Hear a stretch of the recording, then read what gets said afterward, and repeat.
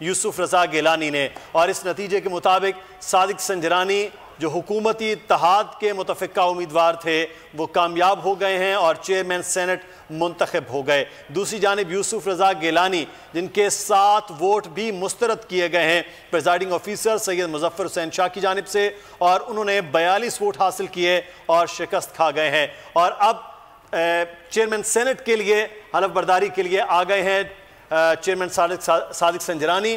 اب حلف برداری ہوگی اور اس کے بعد ڈیپٹی چیئرمین سینٹ کے لیے الیکشن کا آغاز ہوگا۔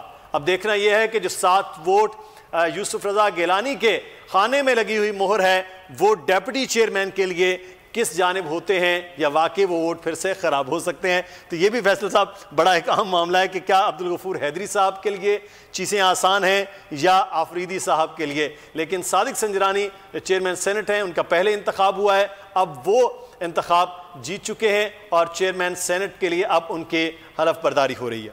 بہت معاملہ ہے، اور سب سے بڑا معاملہ یہ کہ ڈپٹی چیئرمین جو ہے وہ منتخب ہوتے نہیں ہیں، غلطی خالی ایک ہی سائٹ پر ہے۔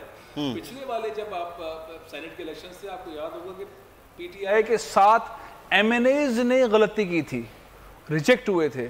پرائم منسٹر آف پاکستان کا ووٹ بھی کہا جاتا ہے اس میں ریجیکٹ ہوا تھا، منسٹر شہریار آفریدی صاحب کا بھی ووٹ ریجیکٹ ہوا تھا۔ آج جو ہے وہ اپوزیشن کے 7 لوگوں نے اپنا ووٹ ریجیکٹ کروایا، ان سے غلطی ہوئی، 7 کا ہنسا ہے پہلے راؤنڈ میں بھی اور دوسرے راؤنڈ میں بھی۔ اب دیکھنا ہے کہ ڈپٹی چیئرمین کے انتخاب کے معاملے میں آفریدی صاحب جیتتے ہیں یا حیدری صاحب جیتتے ہیں، ووٹ صحیح لگتے ہیں، یا ووٹ کے اندر بہت کلیئر پکچر آ جائے گی کہ اس میں غلطی ہے یا حیدری صاحب ہی بلوچستان سے ایک بار پھر پہلے رہ چکے ہیں وہ ڈپٹی اسپیکر دوبارہ منتخب ہوتے ہیں۔ اچھا، ویسے وہ جو سارا معاملہ آفریدی صاحب والا ہے اس میں بھی کنور صاحب نے بات بھی کی کہ یہ معاملہ آگے جائے گا، اور ان کے پاس ابھی بھی جو کارڈ موجود ہے اس پر مینشن ہے کہ وہ نون لیگ سے بھی تو ہو سکتے ہیں۔ حلف اٹھاتا ہوں کہ میں خلوص نیت سے پاکستان کا حامی اور وفادار رہوں گا، کہ پاکستان کا حامی اور وفادار رہوں گا، کہ سینٹ کے چیئرمین کی حیثیت سے، کہ سینٹ کے چیئرمین کی حیثیت سے، اور جب بھی کبھی مجھے بحیثیت صدر پاکستان کا کام کرنے کے لیے کہا جائے گا، اور جب کبھی مجھے بحیثیت صدر پاکستان کام کرنے کے لیے کہا جائے گا، اپنے فرائض و کامنے منصبی ایمانداری اور انتہائی صلاحیت اور وفاداری کے ساتھ میں اپنے فرائض کارہائے منصبی ایمانداری اپنی انتہائی صلاحیت اور وفاداری کے ساتھ اسلامی جمہوریہ پاکستان کے آئین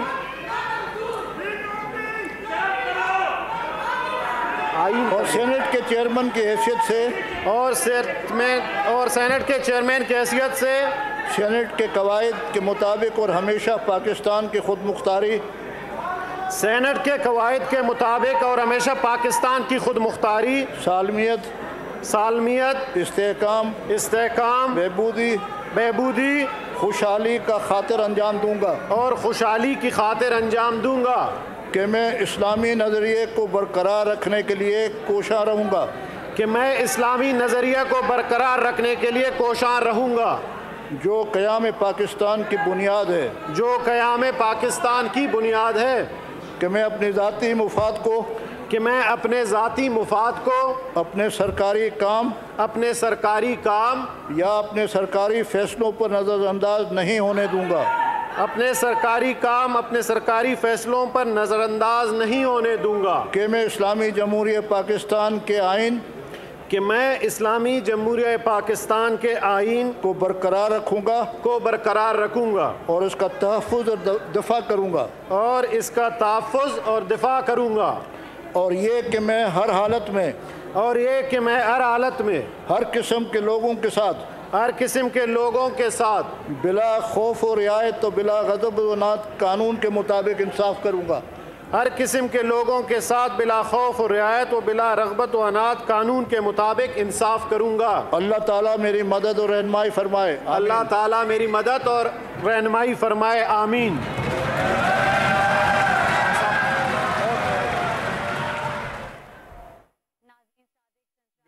اپوزیشن کا شور شرابہ بھی ہے اور حکومتی ارکان کے نعرے بھی ہیں، اور ساتھ ہی ساتھ اس تمام تر عمل میں چیئرمین صادق سنجرانی جو ہیں وہ کامیاب ہوئے، انہوں نے اپنا حلف بھی اٹھا لیا ہے اور اب وہ چیئرمین کی سیٹ پر براجمان ہوں گے اور اس کے بعد ڈیپٹی چیئرمین کے لیے انتخاب کا آغاز کیا جائے گا۔ جس طرح سے چیئرمین کی انتخاب ہوا بالکل ویسے ہی اب ڈیپٹی چیئرمین کے لیے بھی انتخاب کا عمل کا آغاز کیا جائے گا، لیکن سب سے بڑے اس مقابلے پر نظر تھی کہ چیئرمین سینٹ کون بنتا ہے اور پھر اب ڈیپٹی چیئرمین کے لیے معاملات کیا ہوتے ہیں۔ لیکن سوال فیصل صاحب وہی کہ 7 ووٹ جو ریجیکٹ ہوئے ہیں، اراکین اور باقی تمام لوگ تشریف رکھیں جی۔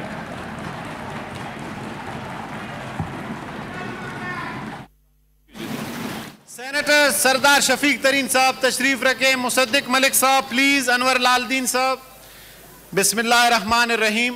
سب سے پہلے تو میں اللہ تعالیٰ کا شکریہ ادا کرتا ہوں اور اپنے تمام کولیگز کا جنہوں نے مجھے ووٹ دیا اور اس قابل سمجھا کہ پھر سے مجھے چیئرمین الیکٹ کریں۔ اس کے بعد میں جناب عمران خان صاحب وزیر اعظم پاکستان، پی ٹی آئی کے تمام لیڈرشپ، اسپیشلی پرویز خٹک صاحب اور جناب جام کمال خان صاحب جو ہمارے پارٹی کے سربراہ ہیں، ان کا بھی شکریہ ادا کرتا ہوں اور پورے ہاؤس کا تہہ دل سے مشکور ہوں اور یہ یقین دلاتا ہوں کہ میں نے جیسے 3 سال پہلے چلایا اسی انداز میں اس ہاؤس کو اور سب کو ساتھ لے کے چلوں گا انشاءاللہ۔ اب ڈیپٹی چیئرمین کے الیکشن کا پروسیس ہے۔ Now I will announce the names of the contesting members for the office of the Deputy Chairman, Senate, and their proposers. The following members individually filed nomination papers proposing the names of candidates for the election of the Deputy Chairman and whose nomination papers have been found to be in order after scrutiny. جناب senator مولانا عبد الغفور حیدری، ان کے پرپوزر ہیں senator Kamran Murtaza صاحب۔ Senator Mirza Muhammad Afridi, ان کے پرپوزر ہیں senator سرفراز Ahmad Bugti, senator ہدایت اللہ Khan. Senator سرفراز احمد بگٹی پھر سے 2 دفعہ فارم دیے جی۔ پروسیجر آپ سب کو معلوم ہے، پھر بھی میں پڑھ دیتا ہوں۔ The procedure of the election will be that every member will be issued a ballot paper with the names of the candidates written thereon in Urdu. After going into the booth, a member will affix a stamp in the box bearing names of the candidate of his choice. The stamp is placed on the table in the booth. تو اس طرح جی اب secretary صاحب مہربانی کر کے نام alphabetically پکارتے جائیں گے، ایک ایک آ جائیں معزز سینیٹر اور ووٹ اپنا کاسٹ کریں گے۔ جی سیکٹری صاحب پلیز اسٹارٹ کریں گے۔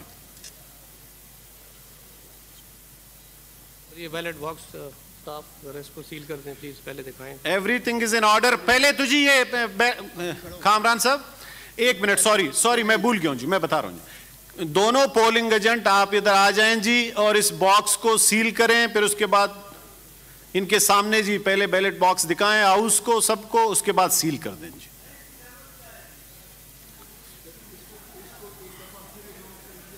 آپ ادھر سے بول نہیں سکتے ہیں، پلیز اس کو ادھر کریں، آپ ڈکٹیٹ نہ کریں ادھر سے پلیز۔ تھینک یو کامران صاحب۔